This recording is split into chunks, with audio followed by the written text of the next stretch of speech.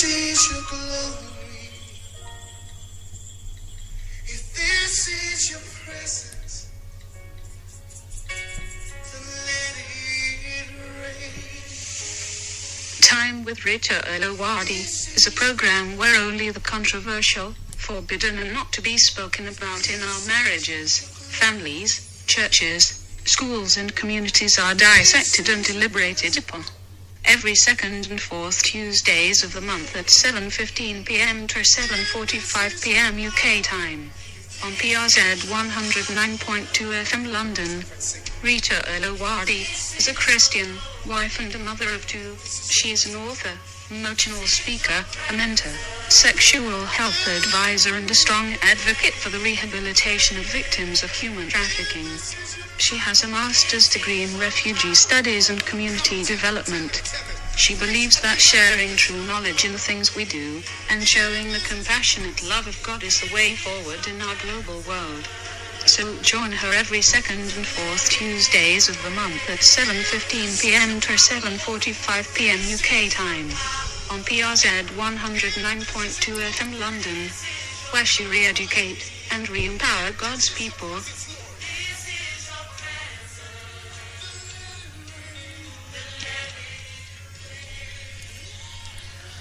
Let it rain, let it rain, let it rain. Wow. Hello everybody, how you doing today? This is Time with Rita Eluwade, the program that you love to listen to. And my name is Rita Eluwade.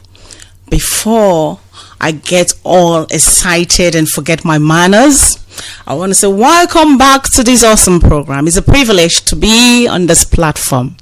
Today people, where are you at? Come on closer. We have the amazing, inspiring, awesome Pastor Flori Lyman in the house today. And you know what?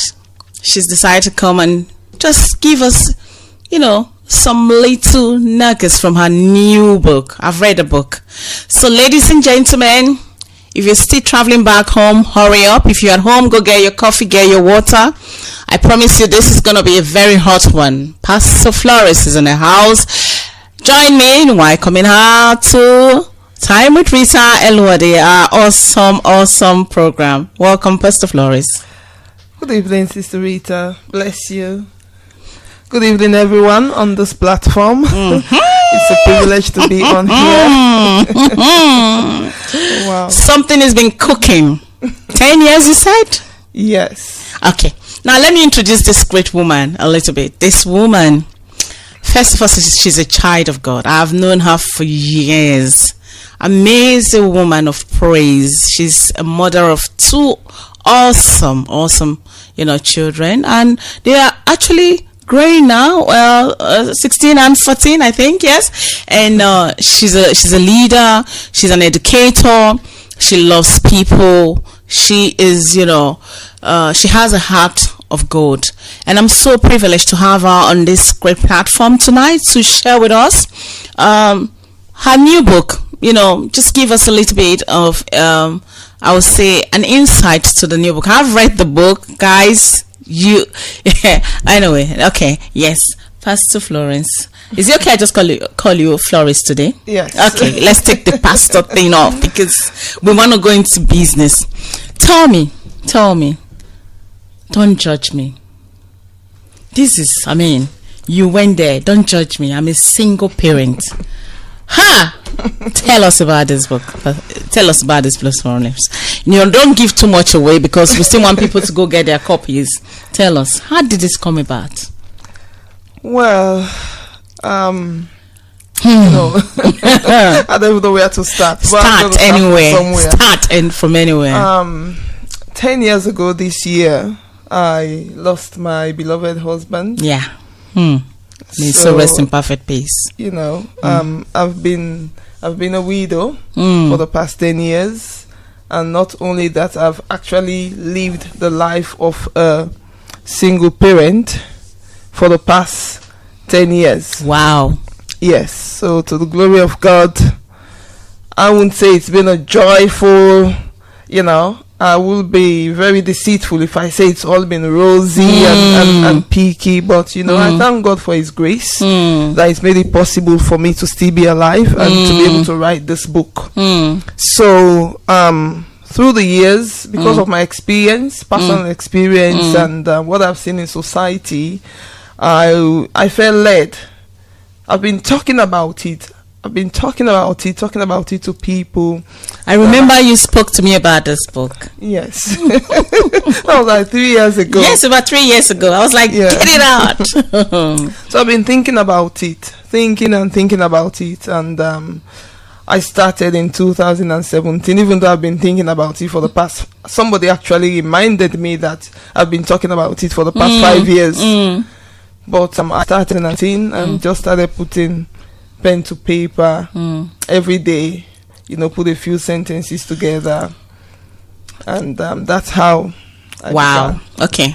Okay, now that's not even enough for us, because you've written the book now and I've read it and I really want you to talk. Okay, there was a part you wrote about this book that you were so unaware of, what single parents they go through before you had to experience it. Tell us a little bit about that. Yes, I came from a typical African background, even though, we were well educated, came from Sierra Leone, West Africa. But, the dynamics are different in every African society. For example, maybe the way marriage is looked at in Sierra Leone might be different the way it's looked at in Congo or Nigeria or Ghana. Absolutely. And other countries like that. So for me, I grew up, not that I was insensitive, but we just lived around with people. We had aunties and uncles that were 30-something-year-old people living with us. We knew other people that were living at home with their parents that were not married, or maybe they are there still with their children. Husbands will desert them, but we didn't have labels as in single parents. I think people just got on, especially back home. Your parents don't drive you at the age of 18 in to say Africa, you're an adult, so you can stay home as much as you can, even when your marriage did not work. So for me, I was oblivious, even though I lived in a society where we had categories of people like that, but I was oblivious to that, to be honest. So and I came to the UK about 18 years ago this year. And then I saw women, having babies on buggies. You have 2 here, another 2 on the side, 1 more on the back. And I was wondering, like, what's this? One day I had to ask my late husband. So that was your introduction of single parenthood. Yes. Okay. Okay. And you talked extensively about a lot of things in this book that hey guys, if you want to understand what single parenting is, the challenges, the joys, the struggles, this is a book you must read. I read it. I didn't have time all these weeks, but because I know this show was going to come up, I read it. There was a part where you talked about mental health as a single parent. Dealing with mental health. Oh, that touched me a lot. I just wanted to just give a little nuggets, because people still need to go buy this book, Shebi. So, okay. Yes, I believe to be able to, in fact, even scripture says, scripture normally says 1 is good, but it says 2 is better than 1. So for one person as a parent to be doing the job of 2, you need to be sound. You need to have your sanity. It's very important to be able to look after yourself, look out for the signs of stress and depression, which are daily things that can come on as you go through the challenges of life, living a life as a single parent, paying bills, juggling with school runs, you know, wanting to provide for your children, and also just trying to look after yourself. Absolutely. Finding as a single parent, you need your sanity. You must try at all costs to have your sanity. I went through experiences where I was stressed, even though I failed to accept that, you know, I was going through stress. But at some point, I had to go through that phase, and I had to seek help. Because some people wouldn't seek help. Is that not the truth? Some people will not seek help, all again because of stigma. I was going to come there. Finger pointing. Yes, I was going to come there. You know. Yes. But I had to seek help because I was suffering from such an headache, terrible headache, like my head was splitting into two. Wow. And I had to seek help. So even when I was given, I was put on prescription, you know, to help calm my nerves. Yeah. I refused to take the medication.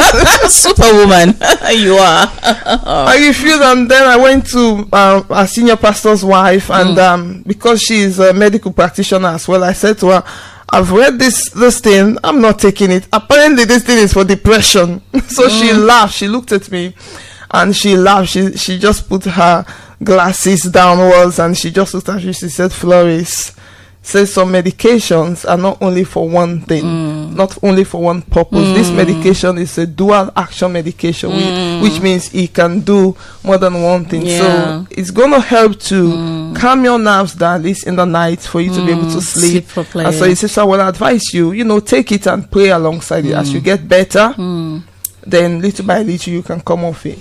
Okay, she's just said something profound. She said, we as Christians, we can still take medication. That she went and got advice, counsel, and she was advised appropriately by people that could help her. So this thing that, you know, Holy Spirit will come now. There is help, guys. There is help, people. She knew it was becoming too much. So what did she do? She went to the right channels, she went to the right people, and got the right counsel. Also, medical counsel, they are there because you talked about those ones. You talked about the spiritual counsel in the church, also professional counsel. These things all helped you in this journey. Yes. Okay. So I'm so interested in going into the societal stigma and stereotyping, you know, because sometimes we think these things are not there, but they are there. Yes. Please.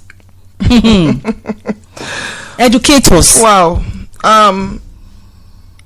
You know, like I said, I put my hands up because I was ignorant. That's right. When I came first to Europe, I was ignorant, so I just followed the crowd. And you see people moving on because I was married, happily going, you know, everything was going fine, and you don't feel those things until you find yourself in the situation. Wow. So, you know, I used to follow other people too, that, oh, look at that one. She's a single parent. She does not have a husband. She, you know, everything. And the thing is, there are men single parents, but they are not visible. Women, single parents, anything around women issues is highly visible for most of the time. And I like that because you gave a definition of the type of singleness that are there. But something that is wrong in our community, we classify all of them. We put all of them in one category. Please, could you also talk about that while you are it? You know? Yes. Like I stated in the book, I think we need to identify that people become single parents for various reasons. That's right. Somebody, maybe they just had a one-night stand.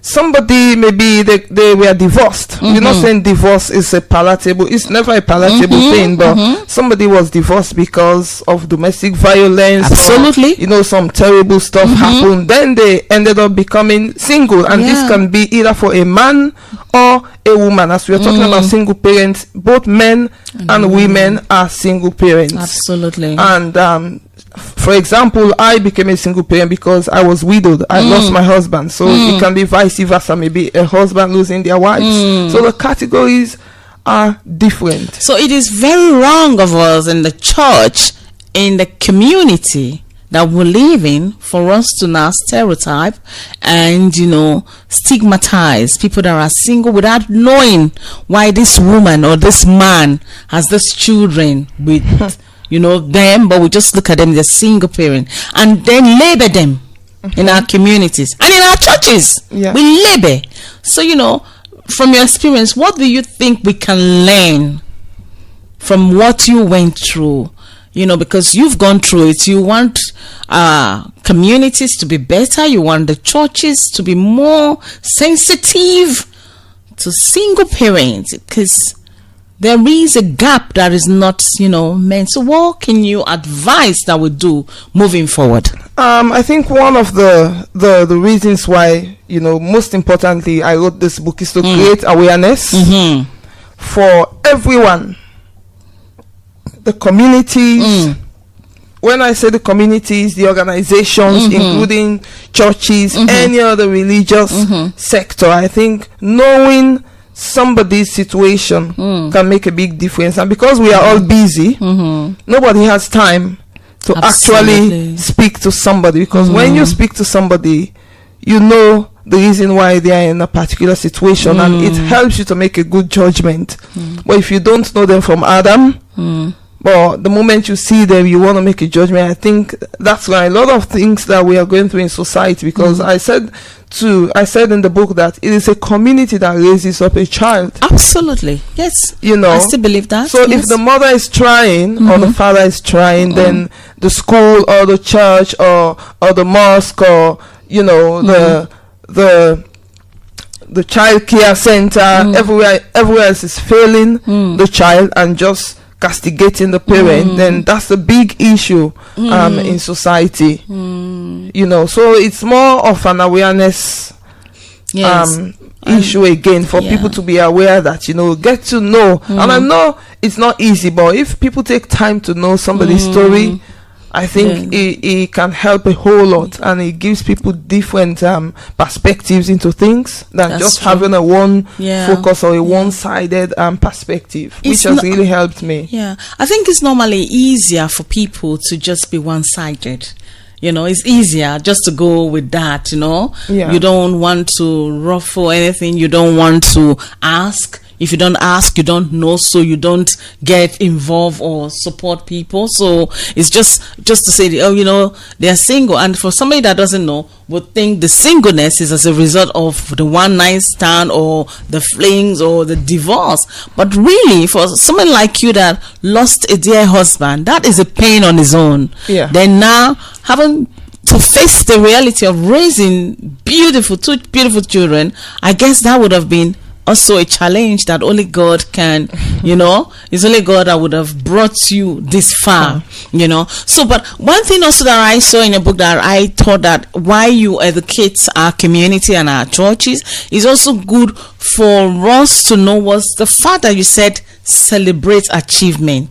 That single parents are trying a lot in our community, and yet nobody celebrates them because that stigma. So, what would you say that we begin to do as a community? Yes, I believe as a community we should celebrate not only, I have respect for full-fledged families. I have respect for families where you have mother, father, because that's how it should be. But still in that same community, like we're saying, we have diverse groups of people. Absolutely. And in that same community, most of those people might be single parents, single parent father, single parent mother, and those people might be doing excellently in that community. Either the person is a nurse, they are an accountant, they are a teacher, they are a carer, they are responsible people. The only difference is that they are living as a single parent. So that status should not be a barrier of recognizing such people and their hard work. And their hard work. I've moved around United Kingdom quite a lot because of the various things that I do, and I've encountered people. For example, even in my place of work, one of my vice principals, she's a widow, but wow, she has 4 children on her own, but she's a vice principal. And doing great work. She's doing a great work. Mm-hmm. She's doing a great work. You know, you have solicitors. You have pastors, like I said. You have pastors. You have reverends. You know. So people should not be castigated just because they are in that situation. They should be recognized also for the things that they do. Yeah. You know. Okay, ladies and gentlemen out there, if you're just joining us, this is Time with Rita Eluwade. We have the amazing Pastor Flori in the house.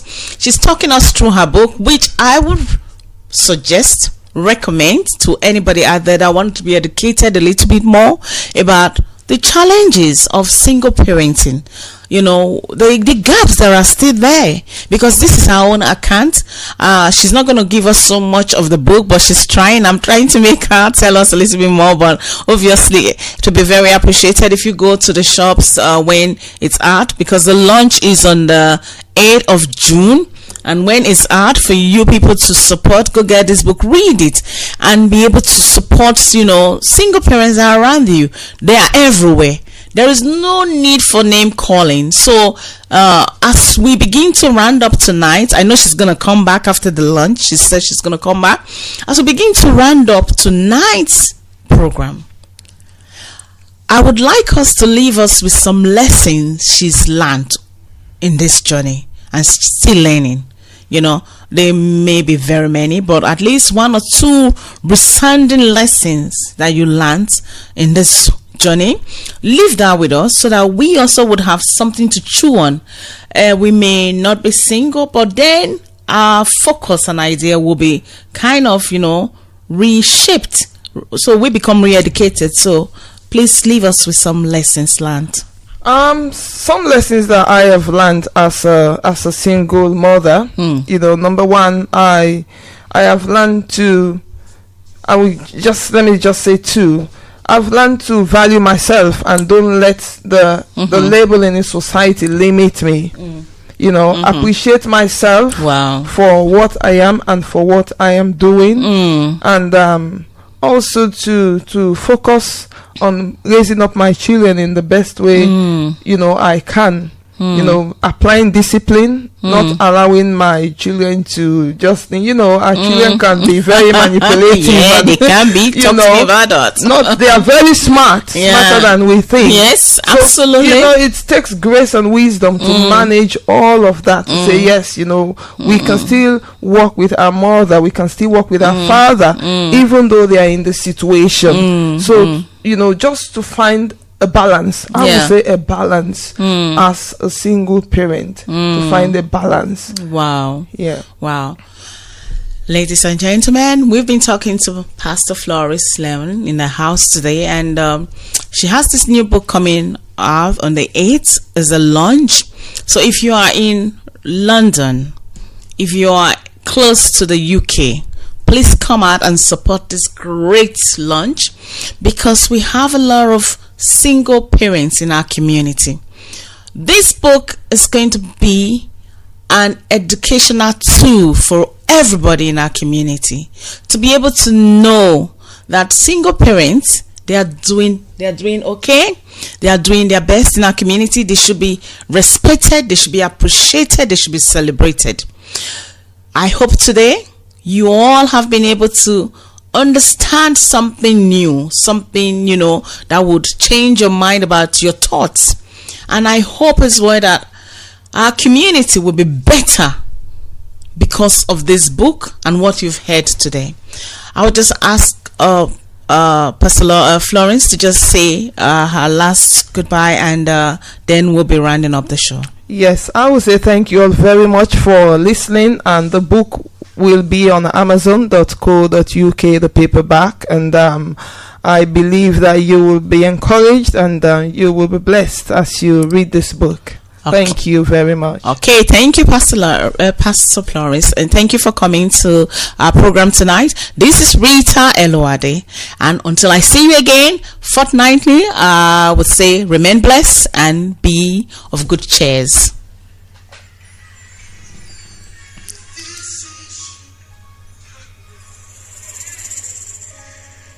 This is your glory. This is your presence. And let it rain. Time with Rita Eluwade is a program where only the controversial, forbidden and not to be spoken about in our marriages, families, churches, schools and communities are dissected and deliberated upon. Every second and fourth Tuesdays of the month at 7:15 p.m. to 7:45 p.m. UK time. On PRZ 109.2 FM London. Rita Eluwade is a Christian, wife and a mother of two. She is an author, motivational speaker, a mentor, sexual health advisor and a strong advocate for the rehabilitation of victims of human trafficking. She has a master's degree in refugee studies and community development. She believes that sharing true knowledge in the things we do, and showing the compassionate love of God is the way forward in our global world. So join her every second and fourth Tuesdays of the month at 7:15 p.m. to 7:45 p.m. UK time. On PRZ 109.2 FM London, where she re-educate and re-empower God's people